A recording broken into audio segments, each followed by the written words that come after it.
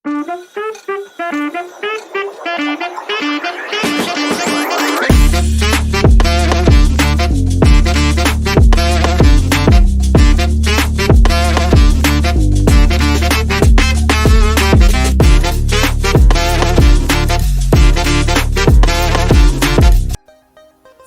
refleksi pengembangan kecakapan literasi diri. Tugas aksi nyata literasi lintas mata pelajaran topik 5. Sebelumnya, perkenalkan kembali nama saya Deti Triwulandengsi dengan NIM E4E123101133, Prodi PGSD PPG Prajabatan Gelombang 1 Universitas Mataram 2023.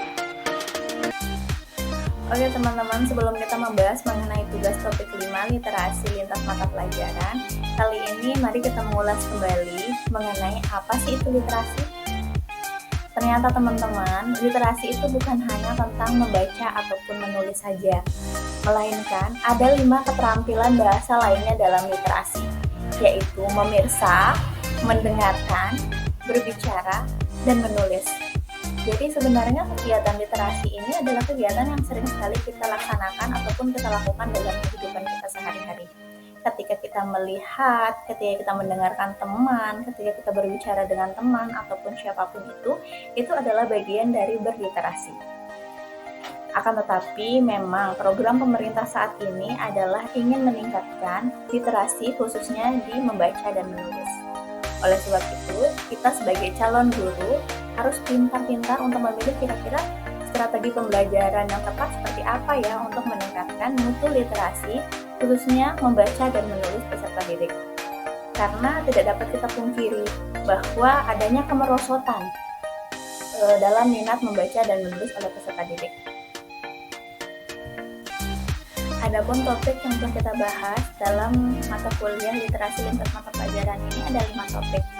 Yang dimana topik yang pertama adalah mengenal konsep literasi lintas mata pelajaran, yang kedua strategi literasi lintas mata pelajaran, topik ketiga asesmen literasi, topik keempat lingkungan kaya literasi, dan topik kelima adalah pengembangan kecakapan literasi diri.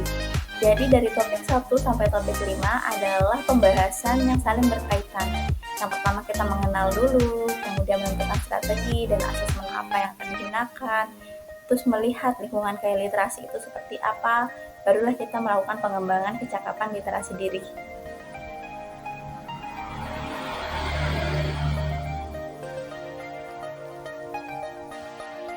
Refleksi topik 5, pengembangan kecakapan literasi diri. 1. Pemahaman baru apa yang Anda dapatkan setelah mempelajari konsep refleksivitas? Adapun kesadaran diri saya setelah melakukan refleksivitas yang pertama adalah kesadaran diri. Kesadaran diri ini dalam artian bahwa kita sebagai seorang calon guru ataupun sebagai seorang guru harus memiliki kesadaran diri bahwa literasi ini sangat penting dalam kehidupan kita sehari-hari, apalagi untuk peserta didik nantinya. Oleh sebab itu kita mulai dari diri dulu, memiliki kesadaran akan pentingnya literasi, kita meningkatkan skill literasi kita agar nantinya bisa kita terapkan kepada peserta didik. Yang kedua adalah pemahaman kritis. Pemahaman kritis ini maksudnya adalah kita sebagai seorang guru harus mampu menyaring informasi-informasi untuk kita berikan kepada peserta didik. Karena tidak semua informasi bisa kita berikan kepada peserta didik. Misalnya saja, kita meminta peserta didik untuk melakukan literasi, membaca misalnya. Akan tetapi, bacaan-bacaan yang harus dibaca oleh peserta didik, kita sebagai seorang guru harus bisa memfilter kira-kira bacaan apa yang pantas untuk mereka baca dan yang tidak pantas.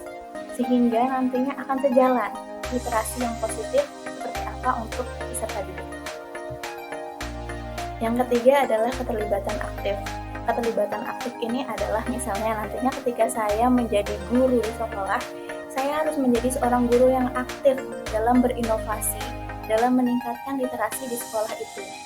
Misalnya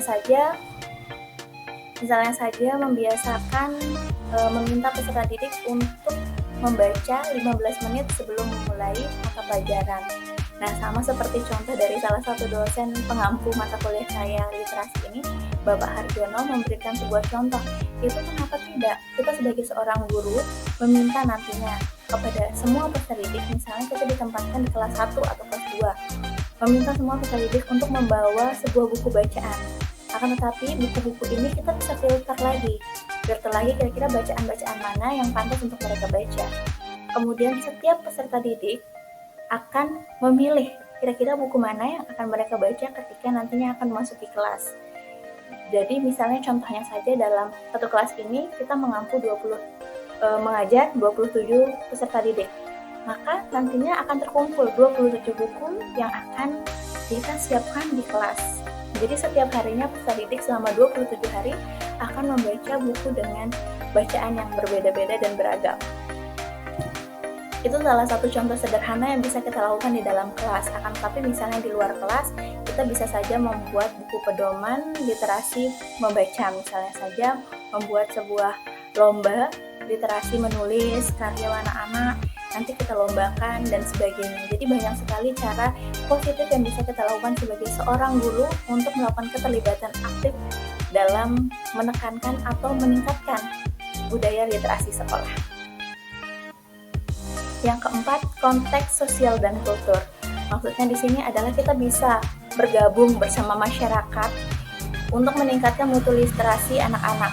Karena banyak sekali yang bisa kita raih walaupun bukan di dalam sekolah saja, tapi di sosialnya, di lingkungan masyarakatnya, anak-anak juga harus tahu kira-kira bagaimana sih sebenarnya kehidupan bermasyarakat itu yang baik seperti apa.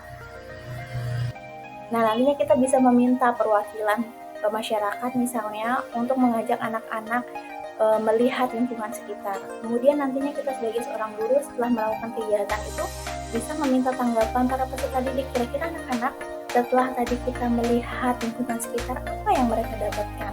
Jadi di sana ada budaya literasi untuk berbicara kepada anak-anak, meminta mereka menulis kembali kira-kira apa saja yang mereka sudah lihat.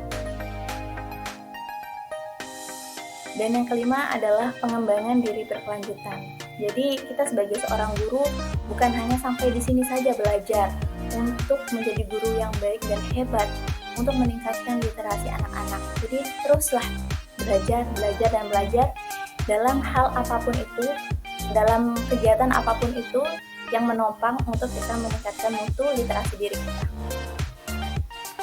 Jadi pemahaman reflektivitas literasi ini penting dalam menghadapi lingkungan informasi yang kompleks dan berubah-ubah. Individu memiliki kemampuan reflektif dalam literasi cenderung lebih mampu mengatasi tantangan dan mengambil manfaat penuh dari berbagai sumber informasi. Setelah membuat naratif literasi, apakah Anda benar-benar yakin bahwa literasi sangat berpengaruh dan bermanfaat dalam kehidupan Anda? Nah, setelah saya membuat naratif literasi pada tugas sebelumnya, saya memiliki kesadaran khusus bahwa akan pentingnya literasi. Karena memang literasi ini memainkan peran krusial dalam kehidupan manusia. Pemahaman yang baik terhadap literasi membantu seseorang mengakses informasi, berpartisipasi dalam masyarakat, mengembangkan pemikiran kritis, dan mencapai tujuan pendidikan dan karir. Karena tidak dapat kita pungkiri, dengan kita pintar berliterasi, maka itu akan menunjang kehidupan kita dalam sosial dan masyarakat ya tentunya ya. Kemudian karena kita pintar berliterasi juga, itu bisa kita manfaatkan dalam jenjang karir kita. Karena orang-orang yang memiliki karir yang bagus adalah orang-orang yang saya rasa adalah orang-orang yang pintar dalam berliterasi, baik itu berbicaranya, memiliki kemampuan yang sangat luas karena sering membaca, dan ya oleh sebab itu bisa kita jadikan contoh agar menjadi kesadaran diri kita bahwa literasi ini memang penting untuk menunjang karir kita. Individu yang memiliki tingkat literasi yang baik cenderung lebih mampu mengatasi tantangan sehari-hari, kemudian membuat keputusan yang informasional. Jadi keputusan yang dia ambil itu sudah berdasarkan pemikirannya dia, sudah berdasarkan apapun yang dia sudah perkirakan. Jadi tidak asal mengambil sebuah keputusan, dan secara efektif berkomunikasi dengan orang lain. Jadi cara dia berkomunikasi dengan orang lain akan lebih luas pandangannya, tidak hanya terpaku kepada satu tujuan saja. Nah, oleh karena itu, literasi ini dianggap sebagai keterampilan dasar yang mendukung pengembangan pribadi dan profesional seseorang. Sebagai seorang calon guru, hal apa yang paling ingin Anda lakukan untuk berkontribusi dalam membudayakan literasi di lingkungan Anda? Jadi, hal pertama yang ingin saya lakukan adalah penanaman kebiasaan membaca. Buku bacaan apapun itu, entah itu buku cerita ataupun novel, apapun itu yang bisa mereka baca, dan itu memang buku yang telah kita filter baik untuk mereka baca. Karena melalui bacaan mereka akan mendapatkan banyak sekali kosakata, pemilihan kalimat-kalimat, tanda tanya, cara mereka membaca, bagaimana misalnya ketika membaca setelah tanda tanya, ataupun membaca setelah titik, dan seterusnya. Jadi mulai membaca dulu, kemudian setelah mereka membiasakan budaya membaca mereka akan memiliki kosakata yang luas. Nah, barulah kita bisa mungkin membimbing mereka dalam menulis dan sebagainya. Karena memang dengan mulai dari membaca, kita akan mendapatkan informasi yang luas. Kemudian peserta didik akan lebih mendapatkan informasi yang banyak juga untuk mereka akses dan mereka ketahui.